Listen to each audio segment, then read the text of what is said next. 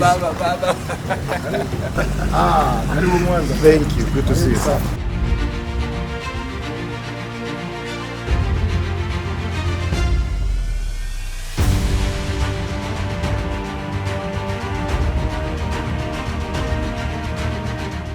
Kama ambavyo theme ya mkesha inasema ya kwamba ni wakati wangu, it's my time.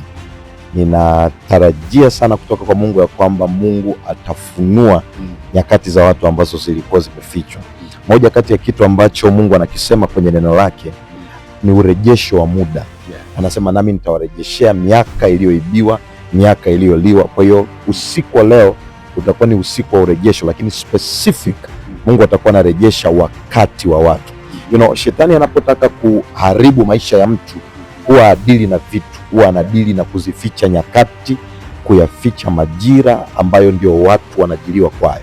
Lakini usiku wa leo ninamwamini Mungu ya kwamba Mungu atarejesha nyakati, Mungu atarejesha miaka, Mungu atarejesha kila ambacho kimeibiwa ndani ya wakati. Kwa hiyo utakuwa ni usiku wa urejesho.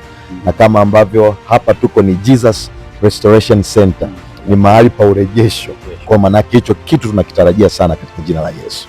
Kati ya vitu ambavyo nimeombwa kuzungumzia sana ni vitu gani vinafanya vijana wengi kushindwa kufikia hayo malengo, na makosa gani wanayoyafanya ili kuweza wanashindwa.